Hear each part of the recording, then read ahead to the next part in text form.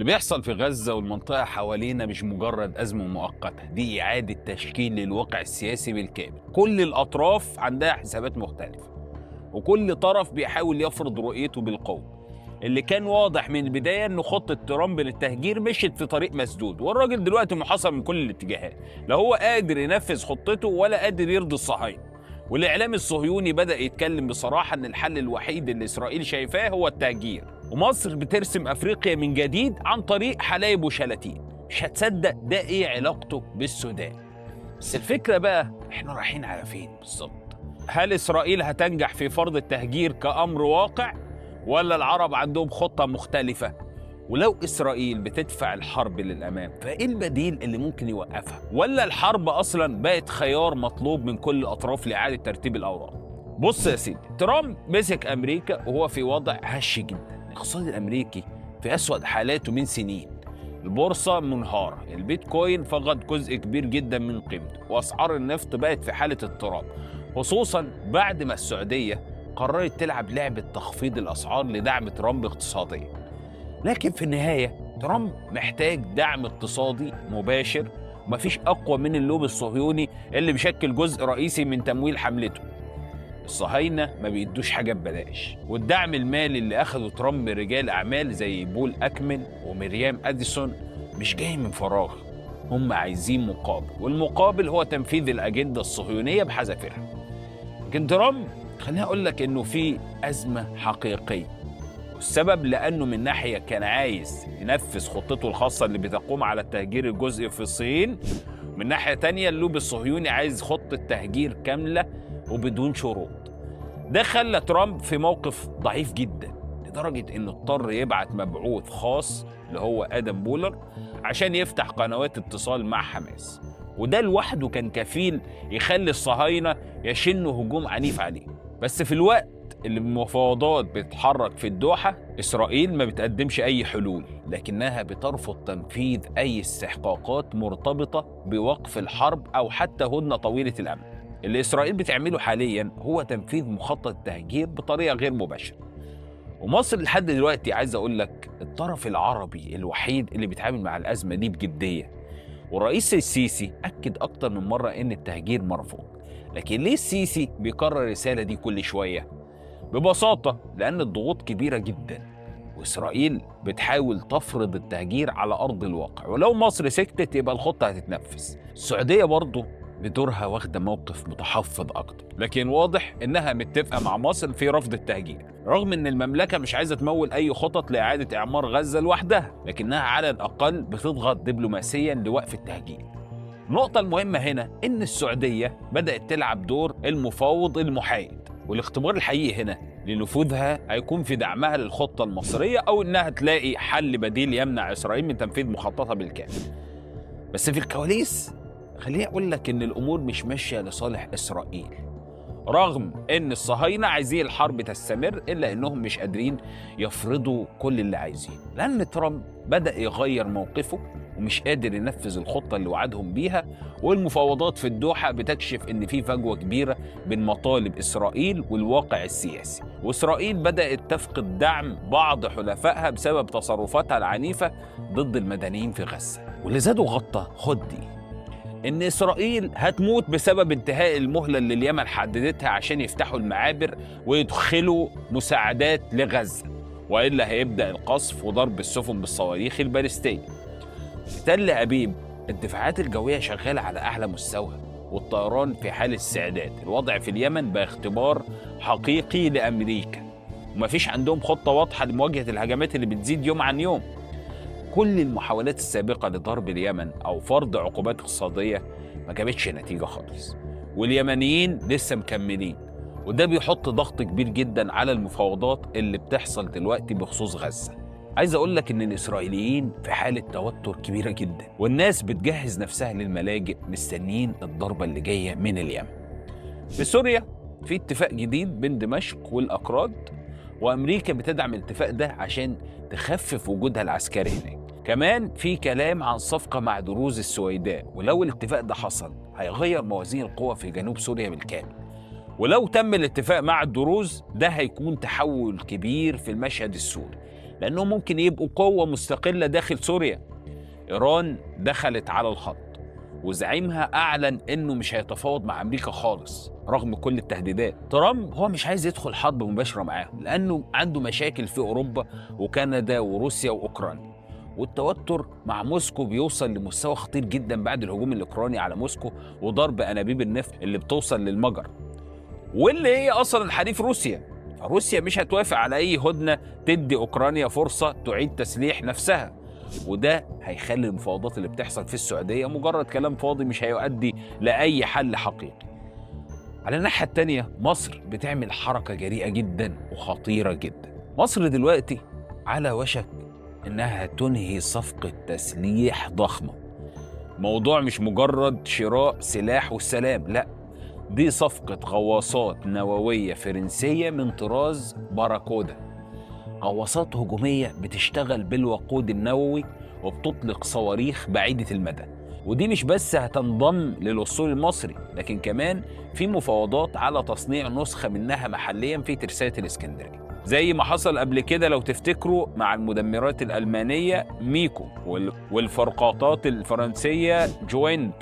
ده معناه إن مصر ما بتشتريش سلاحه بس، لا، دي بتنقل تكنولوجيا التصنيع عندها، وده اللي مجنن إسرائيل تماما، واللي مخلي الإعلام برضه الصهيوني يدخل في حالة هستيرية. تقارير عسكرية بتتكلم عن مفاوضات متقدمة بين مصر وفرنسا على الصفقة دي، والمفاوضات دي واجهت مشاكل كتير جدا، منها ضغوط إسرائيلية ضخمة عشان تمنع إتمام الصفقة، لكن الحمد لله في النهاية مصر قدرت تتغلب على العقبات واتفاقية الغواصات دخلت المراحل النهائية. الصحافة الإسرائيلية بتسمي اللي بيحصل ده جنون التسليح المصري، وبتتكلم عن إن مصر بقت بتمتلك أقوى بحرية في الشرق الأوسط كله، وإن ده بيهدد التفوق الإسرائيلي بالكامل. قنوات زي I24 نيوز والتلفزيون الإسرائيلي عملوا تقارير طويلة عن التطوير السريع للأسطول المصري، وأكدوا إن مصر هي مش بس بتأمن سواحلها، لكنها بتتحول لقوة بحرية هجومية قادرة على العمل في أعالي البحار. خليني أقول لك ليه مصر مهتمة بتطوير سلاح الغواصات تحديداً، لأنها ببساطة كانت نقطة الضعف الوحيدة اللي كان العدو بيحاول يستغلها. في العقود اللي فاتت إسرائيل وتركيا كانوا بيمتلكوا أساطيل غواصات متطورة، في حين إن مصر كانت معتمدة على غواصات قديمة جدا. لكن من 2011 بدأت مصر في بناء قوة غواصات حديثة، وحصلت على 4 غواصات ألمانية طراز تايب 209، وبعدها دخلت في مفاوضات على غواصات صينية وإسبانية، ودلوقتي غواصات باراكودا النووية، ده غير مفاوضات أخرى على غواصات سكوربيون الفرنسية المتطورة. اللي مزعل إسرائيل أكتر إن اللي مصر بتعمله ده معناه إن قدرتها على تنفيذ عمليات بحرية متطورة زادت بشكل مرعب. الغواصات النووية دي بتقدر تفضل تحت المية لمدة شهور بدون الحاجة لوقود، وعندها قدرة هجومية جبارة جدا، وده بيخليها أداة ردع رهيبة في أي صراع محتمل. مصر بتعمل ده دلوقتي لأنها عندها مصالح حيوية في البحر المتوسط، منها حقول الغاز الطبيعي وخطوط الملاحة في قناة السويس، وكمان اتفاقيات الطاقة مع أوروبا. في البحر الأحمر عندها مصالح استراتيجية مرتبطة بباب المندب والملاحة في المحيط الهندي. أي تهديد في المناطق دي معناه تهديد مباشر للأمن القومي المصري، عشان كده لازم يكون عندها قوة بحرية قادرة على حمايتها في أي وقت. إسرائيل خليني أقول لك إن هي بتحاول تمنع مصر من تطوير قدراتها البحرية بكل الطرق، لكن الجيش المصري خلال آخر 10 سنين بقى قوة بحرية توازي أقوى أساطيل في العالم، وده اللي خلى الإعلام الإسرائيلي يوصف اللي بيحصل بأنه كابوس تل أبيب. مش بس كده، اللواء إسحاق بريك القائد السابق في الجيش الإسرائيلي قال تصريح خطير جدا إنه لو مصر قررت تلغي اتفاقية السلام فإسرائيل مش هتقدر تواجه الجيش المصري خالص، ولو حصلت حرب الجنود الإسرائيليين هيدفنوا في سيناء. بس في موضوع محدش بيتكلم عنه خالص، لازم تعرف إن في حاجات كبيرة جدا بتحصل في جنوب مصر، تحديدا في مثلث حلايب وشلاتين. اللي بيحصل هناك مش مجرد شوية مشاريع صغيرة، دي تحركات مدروسة جدا بتشمل إعادة إعمار السودان وتحويل حلايب وشلاتين لمنطقة لوجستية عملاقة تخدم إفريقيا كلها. اللي حصل إن الحكومة المصرية اجتمعت برجال أعمال مصريين وعرضت عليهم فرص استثمار ضخمة في إعادة إعمار السودان، وقدرت تاخد موافقة عمل شبكة طرق دولية جديدة وموانئ جافة ومحطات قطارات عملاقة ومناطق صناعية ولوجستية وحتى مناطق تخزين وتصدير ضخمة للمنتجات الزراعية والحيوانية. مصر عايز اقول لك بتجهز المنطقه عشان تبقى نقطه انطلاق لصادراتها لافريقيا، ولان السودان عليه عقوبات دوليه بتمنعه من التعامل التجاري المباشر مع الغرب، مصر بتتحرك كوسيط اقتصادي لسد الفجوه دي.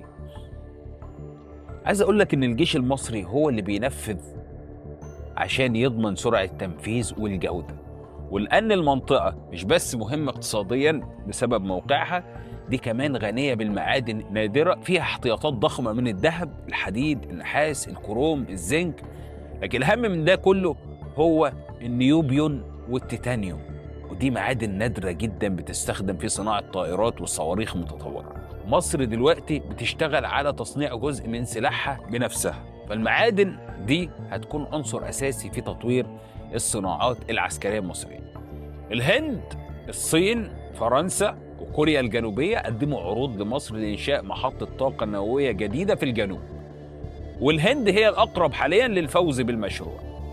المشروع ده لو اتنفذ مش بس هيأمن احتياجات الطاقة للمنطقة، لا ده كمان هيخلي مصر تقدر تستخدم اليورانيوم الموجود عندها بدل ما تستورده من الخارج، وده هيكون نقطة تحول في مستقبل الطاقة المصري. الصين داخلة بقوة في المشروع. مصر قررت تبني ميناءين جديدين للصين، واحد في أبو رماد بمساحة 70,000 متر مربع والتاني في شلاتين بمساحة 150,000 متر مربع، ودي خطوة استراتيجية هتخلي الموانئ المصرية جزء مهم من مبادرة الحزام والطريق الصينية. الكويت والسعودية داخلين في تطوير الموانئ دي، وده معناه إن المنطقة دي خلال 5 سنين بس هتبقى من أهم المراكز اللوجستية والتجارية في الشرق الأوسط وأفريقيا. مصر هي مش بس بتطور المنطقة دي عشان الاقتصاد، التواجد المصري القوي هناك بيمنع أي محاولات لزعزعة الاستقرار في جنوب مصر. احنا شفنا قبل كده ازاي بعض الميليشيات في السودان حاولت تلعب على الموضوع بتاع حلايب وشلاتين، لكن لما الدولة المصرية بدأت تستثمر هناك بشكل ضخم الكلام ده انتهى تماما.